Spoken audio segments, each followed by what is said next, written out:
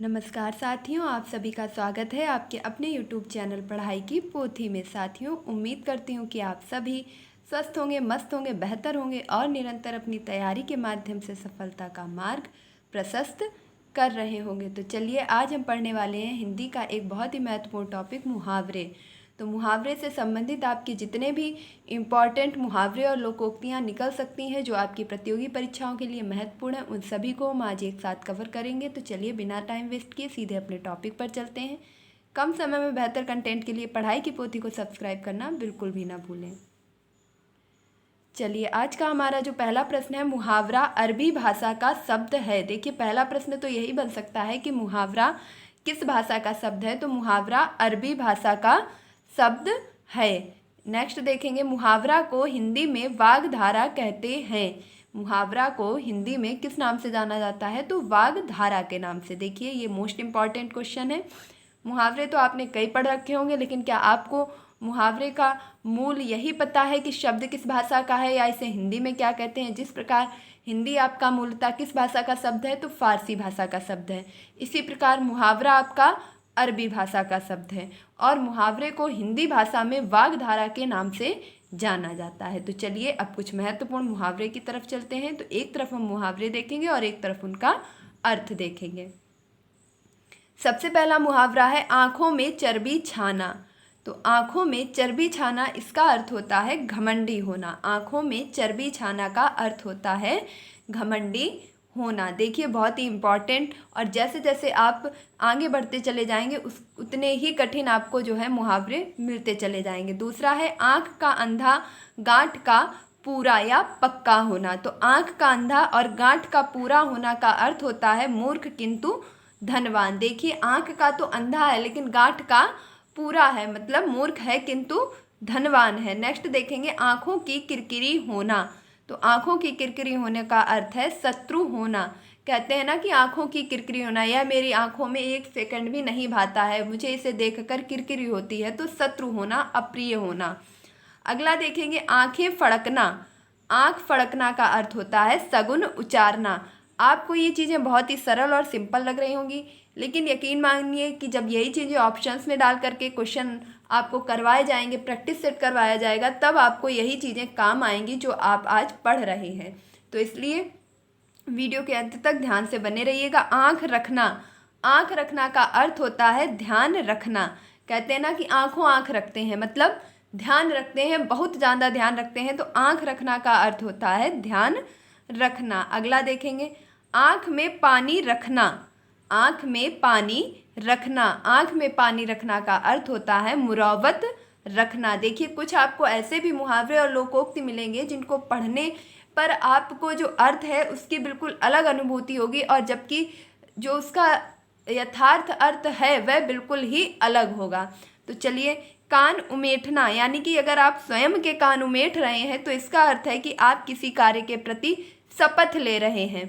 तो खुद के अगर स्वयं के कान उमेठ रहे हैं तो शपथ लेना, और यहीं पर अगर कहा जाए कि कान उमेठना लेकिन अपने नहीं किसी दूसरे के, तो उसका अर्थ होता है कि सजा देना या जो है उसको परेशान करना।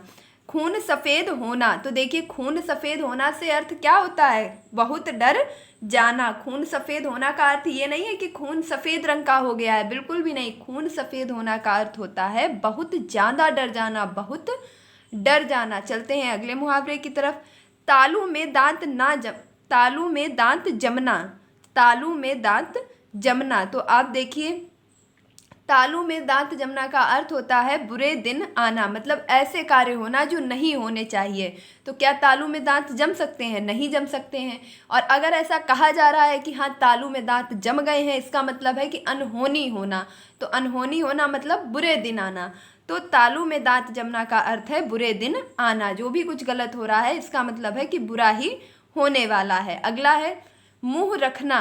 मुंह रखना का अर्थ होता है लिहाज रखना। मुंह रखना का अर्थ होता है लिहाज रखना। अगला देखेंगे, गर्दन उठाना। गर्दन उठाना का अर्थ होता है प्रतिवाद करना। गर्दन उठाना का अर्थ होता है प्रतिवाद करना। नेक्स्ट देखेंगे, सिर उठाना। तो देखिए गर्दन उठाना मीन्स प्रतिवाद करना। प्रतिवाद का भी मतलब यही होता है कि आपसे किसी कार्य को करने को कहा जा रहा है या आपसे कुछ डांटा जा रहा है, कुछ समझाया जा रहा है, तो आप उस चीज़ को ना समझ करके, ना स्वीकार करके, बल्कि गर्दन उठा रहे हैं, मीन्स प्रतिवाद कर रहे हैं, उस चीज़ को नकार रहे हैं। इसी प्रकार सिर उठाना, सिर उठाने का भी अर्थ यही होता है कि विरोध में खड़े होना। इसके साथ साथ इसके दो तरीके से अर्थ होते हैं, जैसे फुर्सत पाना। तो हम कहते हैं कि किसी कार्य में लगे हुए हैं तो भैया अब जाके सिर हमने उठाया है, तो क्या हम इसने बीच में एक भी बार सिर ऊपर नहीं करते हैं? ऐसा बिल्कुल भी नहीं है। मतलब होता है सिर उठाने का कि अब हम स्वतंत्र रूप से किसी कार्य को कर चुके हैं, अब हम उस कार्य से निवृत्त हो चुके हैं, सिर ऊपर उठा लिया है, अब हमें कार्य नहीं करना होगा। तो सिर उठाना मीन्स फुर्सत पाना। नेक्स्ट है हाथ मारना। हाथ मारना का अर्थ होता है उड़ा लेना, उड़ा लेना या लाभ उठाना। देखिए कई बार आपने सुना होगा कि बाजार जा रहे थे और किसी ने हाथ मार दिया। तो हाथ मारने का अर्थ ये नहीं है कि किसी ने आपको हाथों से मार दिया, बिल्कुल भी नहीं। हाथ मारने का अर्थ है कि किसी ने आपकी किसी चीज़ को, आपकी पर्स को, आपके बैग को क्या किया, छीन लिया, आप देख नहीं पाए, उठा लिया, तो उसी को बोलते हैं उड़ा लेना। तो किसी भी चीज़ को आपकी बिना जानकारी के यदि कोई आपसे छीन लेता है, उठा लेता है, तो उसे कहते हैं हाथ मारना। जेब कटना, आपने जिस प्रकार सुना होगा कि जेब कटना, तो जेब क्या काटी नहीं जाती है, बल्कि आपकी किसी भी चीज़ को, पर्स को, धनराशि को, इत्यादि चीज़ों को जो है निकाल लिया जाता है बिना जानकारी के। तो इसी प्रकार हाथ मारना, उड़ा लेना, किसी भी चीज़ को आपकी बिना जानकारी के ले लेना। अब ले लिया है तो क्या हो गया, लाभ उठाना। तो हाथ मारना यानी कि उड़ा लेना या लाभ उठाना।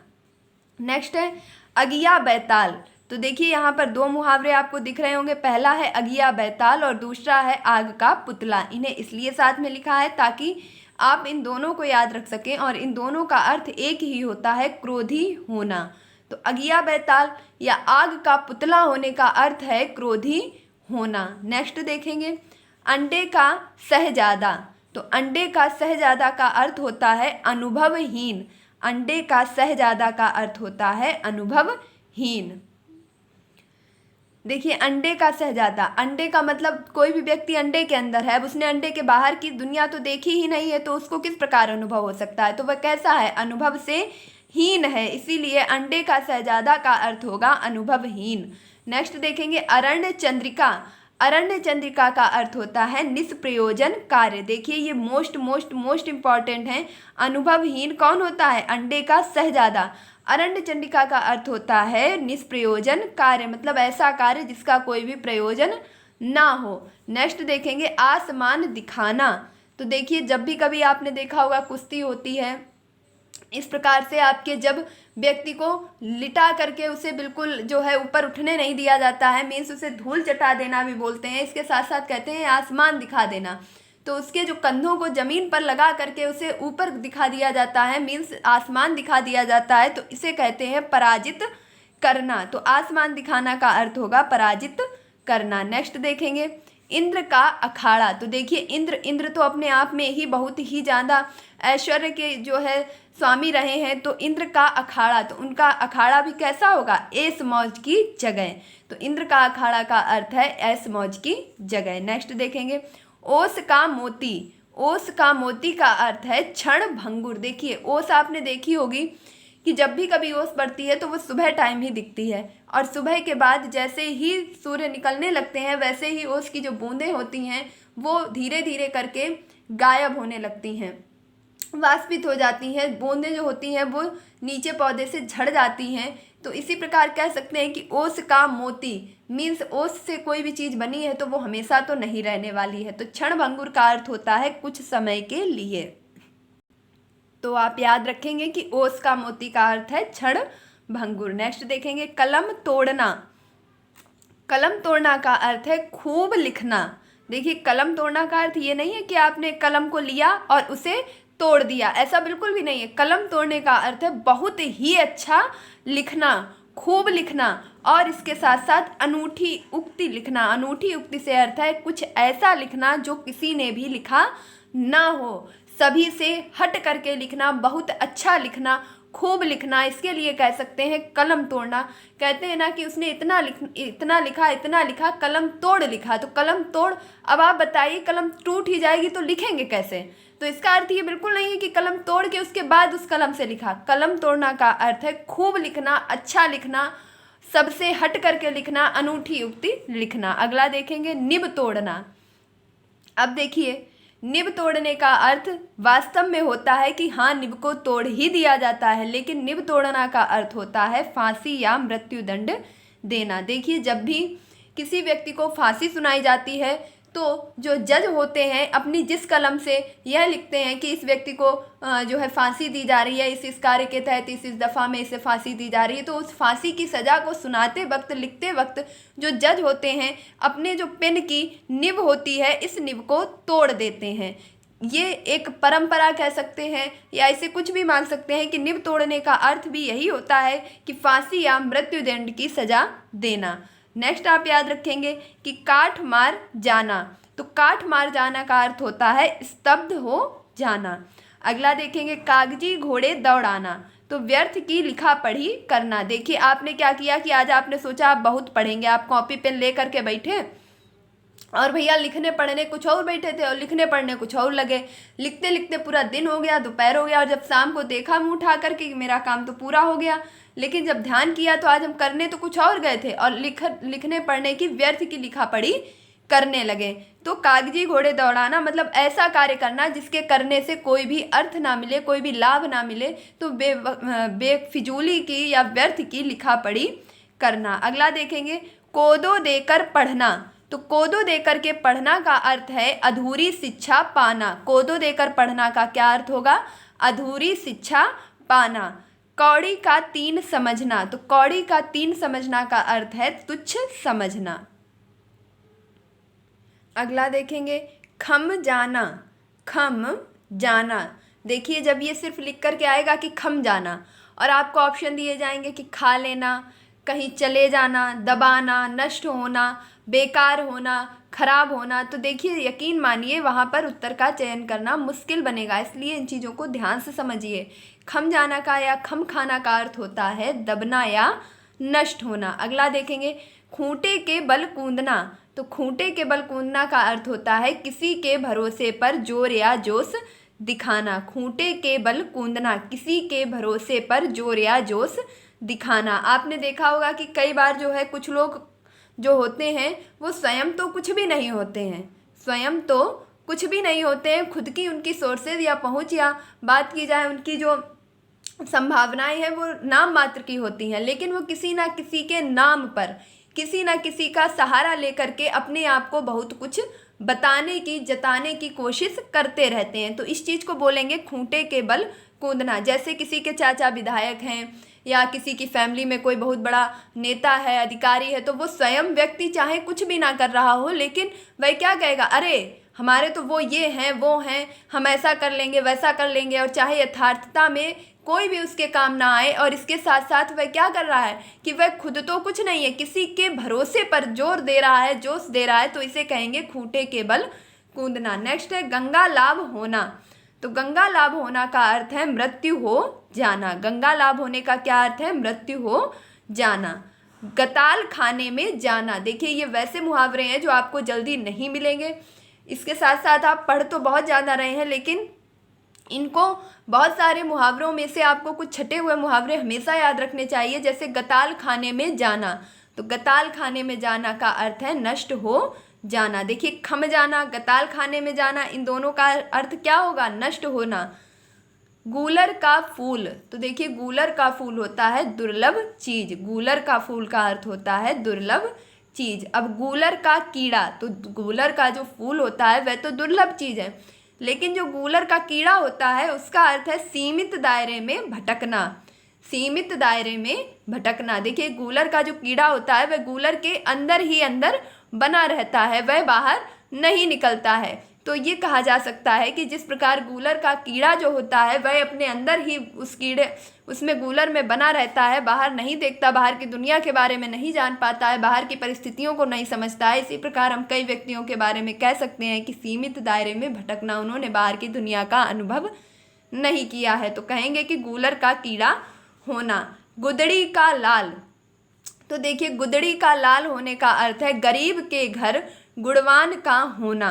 गुदड़ी का लाल होने का अर्थ है गरीब के घर गुणवान का होना। देखिए किसी का भी घर हो, परिवार हो, यकीन मानिए हर घर में, हर परिवार में, हर पीढ़ी में एक ना एक व्यक्ति ऐसा जरूर निकलता है जो अपने परिवार की सभी संभावनाओं को तोड़ करके और उच्चतम शिखर को प्राप्त करता है।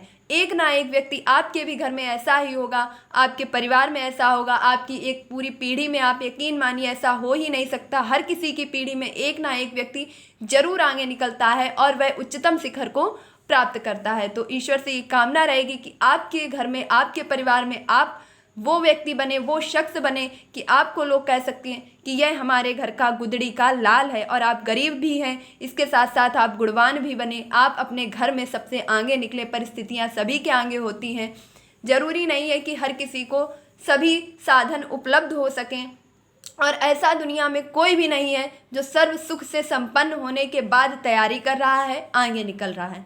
परिस्थितियां अलग हो सकती हैं लेकिन लक्ष्य एक ही है। तो आपको भी अपने घर का वही बनना है जो पूरे पीढ़ी का, पूरे घर का नाम रोशन करे। नेक्स्ट है चांद पर थूकना। तो चांद पर थूकने का अर्थ है किसी बड़े पुरुष को कलंकित करना या कलंक लगाना। तो देखिए चांद पर थूकना का अर्थ है किसी बड़े पुरुष को कलंक लगाना।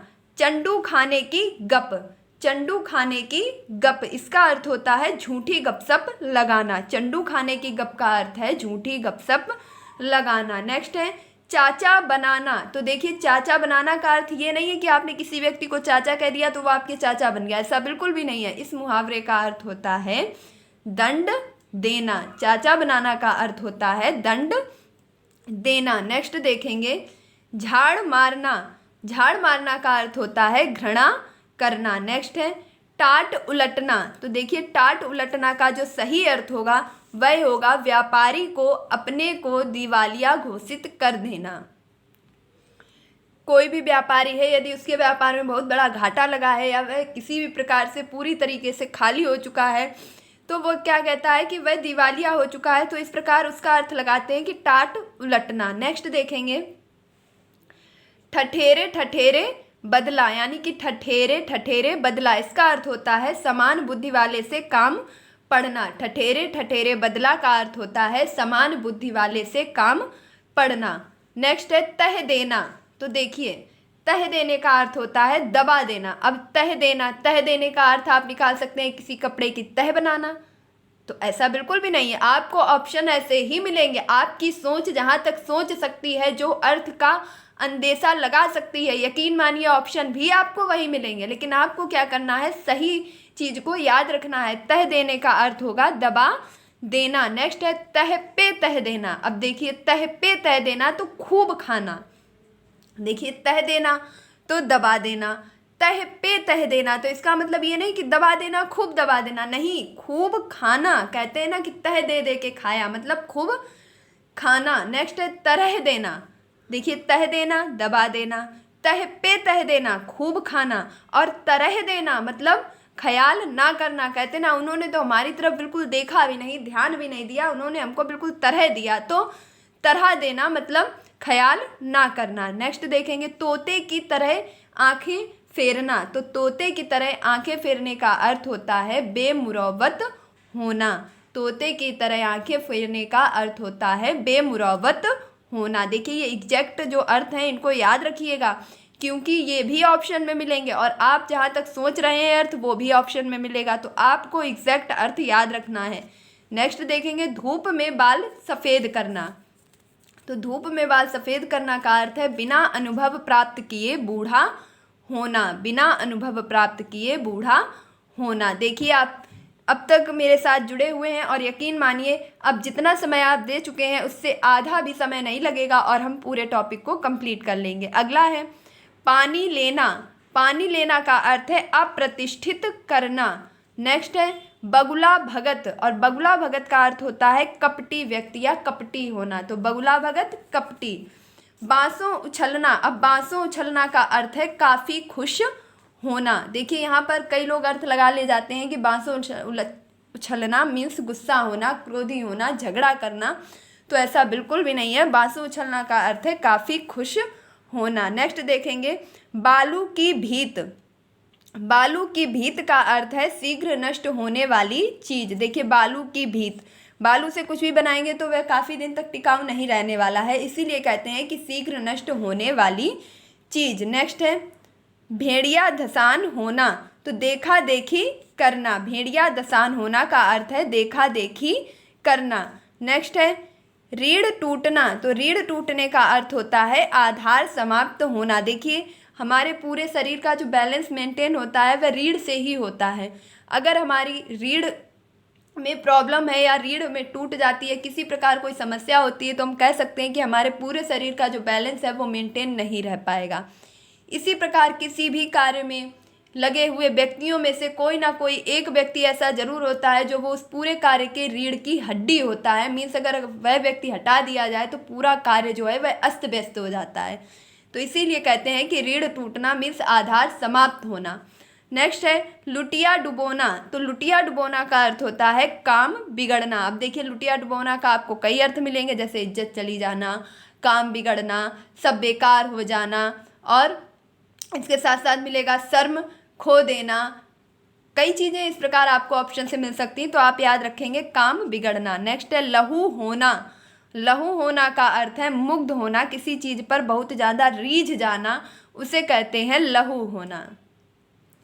देखिए अब आपको बचे हुए 5 मिनट में मोस्ट इम्पॉर्टेंट मिलने वाला है, और मैं हमेशा ही कहती हूँ कि मैं इम्पॉर्टेंट चीज़ों को लास्ट में ही डालती हूँ, क्योंकि जिनको जल्दबाजी है, जल्दी है, जाना है तो वो जा सकते हैं, और जो लास्ट तक रुकेंगे यकीन मानिए आप उनसे कई ज़्यादा सीखेंगे। तो शैतान की आंत, शैतान की आंत का अर्थ होता है बहुत बड़ा। देखिए जब ये ऑप्शन में डाला जाएगा तो आपको अर्थ समझने में कठिनाई होगी, तो आप याद रखेंगे कि शैतान की आंत का अर्थ होता है बहुत बड़ा। नेक्स्ट है शैतान की खाल, तो शैतान की खाल का अर्थ होता है झगड़ालू स्त्री। कैसी स्त्री? झगड़ालू स्त्री। अगला देखेंगे सब्ज बाग दिखाना। देखिए अब ये वह मुहावरे चल रहे हैं जिनका छपना तय है, ये ही मुहावरे आपसे पूछे जाते हैं, लगातार रिपीट हो चुके हैं, तो इन्हें आप बहुत ध्यान से पढ़ेंगे। सब्ज बाग दिखाना, इसका अर्थ होता है बड़ी बड़ी आशाएं दिलाना। पता चले अभी आपको एग्जाम के पहले कोई मिल जाएगा, बहुत सब्ज बाग दिखाएगा, परेशान ना हो, कुछ भी ना पढ़ो, मेरी सेटिंग है, पेपर दिलवा देंगे, हम ये कर देंगे, वो कर देंगे, और जब लास्ट में आपकी परीक्षा का दिन आएगा तो वह व्यक्ति आपको ढूंढने पर भी नहीं मिलेगा, और अगर मिल भी जाएगा तो कहेगा भैया काम नहीं बन पाया, आप क्या करें। तो इसीलिए आप क्या करेंगे, अभी से अपनी पढ़ाई और तैयारी को मजबूत करते चलेंगे, किसी भी व्यक्ति के सब्ज बाग दिखाने पर नहीं आएंगे। तो बड़ी बड़ी आशाएं दिलाने वाले आपको बहुत मिलेंगे, लेकिन कार्य आप स्वयं अपना बनाएंगे। नेक्स्ट देखिए सुबह का चिराग होना, तो सुबह का चिराग होना का अर्थ होता है समाप्ति पर आना। देखिए चिराग कब जलाया जाता है? अंधेरे में, और अंधेरा खत्म कब होता है? जब सुबह का आगमन होता है। तो सुबह का चिराग जो है वह समाप्ति की ही तो ओर होगा, तो सुबह का चिराग होने का अर्थ है समाप्ति पर आना। अगला देखेंगे हल्दी गुड़ पिलाना।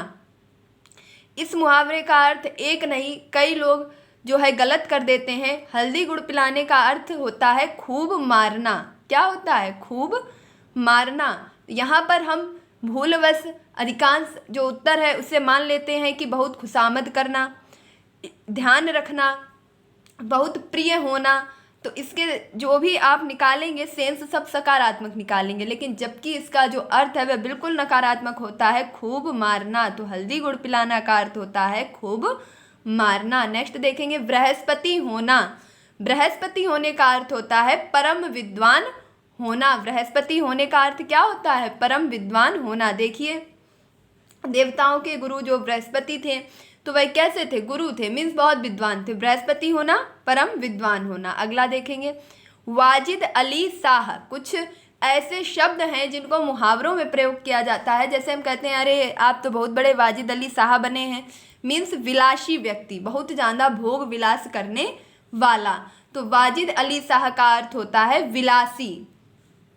नेक्स्ट देखेंगे मोम की मरियम, देखिए मरियम तो स्वयं में ही बहुत दयालु रही हैं, इसके साथ साथ अगर कह दिया जाए कि मोम की मरियम, अब मोम तो पदार्थ और भी ज़्यादा जो है कोमल होता है, तो मरियम तो है ही स्वभाव से कोमल, और इसके साथ साथ वह मोम की है, मीन्स मोम भी कोमल होता है, तो अति कोमल स्त्री। मोम की मरियम का अर्थ निकालते हैं कि अति कोमल स्त्री। सिर्फ 2 मिनट और। जयचंद होना, जयचंद होना का अर्थ है देशद्रोही होना। जयचंद होने का क्या अर्थ है? देशद्रोही होना। देखिए कुछ व्यक्ति ऐसे हुए हैं जिन्होंने बहुत ही अलग कार्य किए हैं, प्रशंसनीय किए हैं, किसी ने अप्रशंसनीय किए हैं, तो वह व्यक्ति अपने नाम से ही प्रसिद्ध हो गए हैं। यदि उनका नाम ले लिया जाए तो व्यक्ति उनका नाम लेते ही उनके कामों को तुरंत स्मरण कर लेते हैं। जैसे अगर अहिंसा की बात की जाए तो महात्मा गांधी का नाम स्वयं ही दिमाग में आ जाता है। तो इसी तरह वाजिद अली शाह की बात की जाए तो विलासी व्यक्ति, मरियम की बात की जाए मतलब करुणामयी, दयालु, और अगर मोम मरियम की बात की जाए तो अति कोमल स्त्री। अब जयचंद होना तो देशद्रोही होना। रोजा बख्शने गए नवाज गले पड़ी, तो देखिए एक काम छोड़ने के बदले दूसरा काम पड़ जाए, जैसे लाभ के बदले हानि, तो रोजा बख्शने गए नवाज गले पड़ी, इसका अर्थ होगा लाभ के बदले हानि। नीम हकीम खतरे जान, तो नीम हकीम खतरे जान का अर्थ है अयोग्य से हानि। अब नीम हकीम खतरे जान का ये अर्थ नहीं होगा कि किसी हकीम के द्वारा नीम की दवाई देना, या नीम हकीम के द्वारा दवाई देना, हकीम के द्वारा स्वस्थ होना, तो ये चीज़ें नहीं होंगी। नीम हकीम खतरे जान का अर्थ है अयोग्य से हानि। अगला देखेंगे, हंसा थे सो उड़ गए कागा भय दीवान, इसका अर्थ होता है नीच का सम्मान। देखिए यहाँ नीच का सम्मान से अर्थ बिल्कुल भी किसी जाति या धर्म से नहीं लगाएंगे। नीच का अर्थ होता है कर्मों से नीच। आप लोग जो है बात करूँगी, अधिकांशतः लोग नीच और ऊंच को समझ लेते हैं जाति से, कि भाई ये ऊंच हैं ये नीच हैं। अरे नीच और ऊंच का फर्क जाति या धर्म से नहीं होता है। नीच या ऊंच का फर्क तो उसके गुणों और चरित्र से, उसके कर्मों से होता है। तो हंसा से तो उड़ गए कागा भय दीवान का अर्थ होता है नीच का सम्मान होना। देखिए नीच जिसके गुण अच्छे ना हो, कुकर्मी हो, अधर्मी हो, ऐसे व्यक्तियों का सम्मान कलयुग में हो रहा है। नेक्स्ट देखेंगे, लेना देना 22.5, तो लेना देना 22.5 का अर्थ होता है सिर्फ मोल तोल करना। लेना देना 22.5 का अर्थ होता है सिर्फ मोल तोल करना। नेक्स्ट देखेंगे, सिर्फ 2 मिनट, बूढ़ा वंश कबीर का उपजा पूत कमाल, तो श्रेष्ठ वंश में बुरे का पैदा होना। बूढ़ा वंश कबीर का उपजा पूत कमाल, इसका अर्थ होता है श्रेष्ठ वंश में बुरे का पैदा होना। नेक्स्ट देखेंगे, नाचे कूदे तोड़े तान ताको दुनिया राखे मान। देखिए ये बहुत ही महत्वपूर्ण लोकोक्तियाँ हैं। तो नाचे कूदे तोड़े तान ताको दुनिया राखे मान, इसका अर्थ होता है आडंबर दिखाने वाला मान पाता है। तो देखिए आप इस समय देख रहे होंगे कि जो जितना भैया बोल ले जाए, जो जितना बोल ले जाए, बस पूरी जो है सरकार उसी नेता की चल रही है। तो जो जितना अच्छा बोल ले जाए, मतलब है नाचे कूदे, जितना अच्छा बोल ले जाए, जितना अच्छा लुभा ले जाए लोगों का, तो लोग उसी से प्रभावित हो रहे हैं। तो आडंबर दिखाने वाला मान पाता है। नेक्स्ट देखेंगे, भई गति सांप छछूंदर केरी, तो इसका अर्थ होता है दुविधा में पड़ जाना। 3 कनौजिया 13 चूल्हा, तो जितने आदमी उतने विचार। देखिए इसको सिर्फ आप लोकोक्ति के पर्पज से नहीं समझेंगे, इसे यकीन भी मानिए कि कन्नौजिया मीन्स, देखिए जितने भी कन्नौज के निवासी हैं, कन्नौज के रहने वाले हैं, तो ये तो मान लीजिए कि अन्यथा की जगह और यहाँ के लोगों के जो विचार हैं वो बहुत ही ज़्यादा भिन्न भिन्न होते हैं, और इनकी आपस में बिल्कुल भी विचारों के मामले में नहीं पटती है। अगर 3 व्यक्ति कहीं एक जगह बैठे हैं, इसका मतलब है कि वो एक जगह एक सी बात बिल्कुल भी नहीं करेंगे, उन तीनों के विचार अलग अलग होंगे। तो 3 कनौजिया 13 चूल्हा, जितने आदमी उतने विचार। नेक्स्ट देखेंगे, हाथ कंगन को आरसी क्या, पढ़े लिखे को फारसी क्या। मोस्ट इंपॉर्टेंट है। तो प्रत्यक्ष के लिए प्रमाण क्या, हाथ कंगन को आरसी क्या, पढ़े लिखे को फारसी क्या, तो प्रत्यक्ष के लिए प्रमाण क्या। देखिए अगर आप सच में काबिल हैं, आप में वो हुनर है, आप में वो काबिलियत है, तो यकीन मानिए समय कितना भी लगे लेकिन सफलता आपकी निश्चित है। इसीलिए आप बिल्कुल भी परेशान नहीं होंगे। आपको किसी को भी प्रमाण देने की ज़रूरत नहीं है, आपको किसी को भी कारण बताने की ज़रूरत नहीं है कि क्यों नहीं हो पा रहा है, क्या समस्याएं हैं। आप तो याद रखिए ना कि हाथ कंगन को आरसी क्या, पढ़े लिखे को फारसी क्या। अगर आप प्रत्यक्ष हैं तो आपको प्रमाण देने की आवश्यकता नहीं है। और अगर आप बार बार अपनी श्रेष्ठता को प्रमाणित कर रहे हैं, बता रहे हैं, इसका मतलब है कि आप में ज्ञान नहीं है।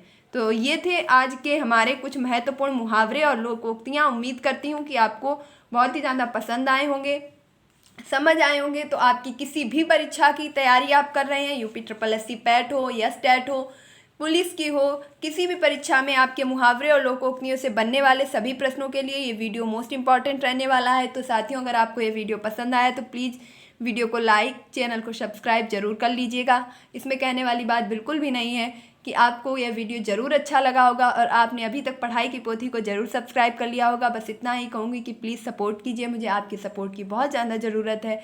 प्लेटफॉर्म छोटा है लेकिन इसे बड़ा बनाना भी आपके हाथों में है। तो उम्मीद करती हूँ कि आपने अभी तक पढ़ाई की पोथी को ज़रूर सब्सक्राइब कर लिया होगा और वीडियो को ज़्यादा से ज़्यादा शेयर कीजिए। मिलते हैं अपने नेक्स्ट वीडियो में, तब तक के लिए खुश रहिए, मस्त रहिए, पढ़ाई में निरंतरता बनाए रखिए, अपने माता पिता गुरुजनों का सम्मान कीजिए। धन्यवाद।